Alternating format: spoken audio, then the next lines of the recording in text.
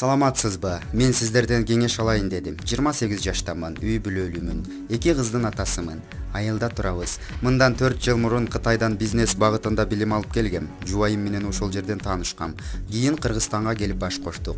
Чет жакадан алган билимдерди ишке ашырайын деп атайын айылга барып бизнес ачтым. Алгач ишти баштоо үчүн үйүмдү күрөөгө коюп $30,000 насыя алдым. Кытайдын Чжэнчжоу шаарынан кирпич бышыруучу жана шифер жасай турган жабдыктарды сатып алып келдим. Керектүү документтерди топтоп, расмий түрдө каттоодон өтүп, ай сайын салык төлөй баштадым. Кудай жалгап, ишим оңунан чыгып жүрүшүп кетти.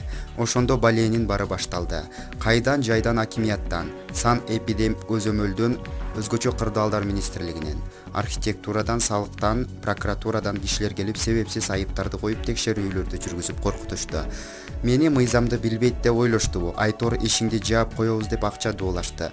Эч кандай мыйзам бузбасам, эмнеге маңдай терим менен тапкан акчамды аларга беришим керек? Болбой эле алыстап туруп алгандыктан Бишкектеги кызмат орду чоңураак тууганыбыздан жардам суроого мажбур болдум. Тууганыбыздын сөзү аларга аз да болсо өттү. Эми гана өзүмө келип бир баледен кутулдум деп сүйүнүп жатсам, жаңылышыпмын. Бир күнү жубайым экөөбүз тойго кеткенбиз. Ишканага баш көз болуп байкем калган. Ал жерде жаңы эле сатып алган жабдыктар, кымбат трансформатор бар эле. Ошол түнү байкемди белгисиз бирөөлөр келип, артынан башка чаап трансформаторду уурдап кетишиптир. Милицияга кайрылсам, жыйынтык болгон жок. Күндө бара берип тажап деле калдым. Эч кандай иликтөө жүргүзбөстөн 3 айдан кийин ишти жаап коюшту.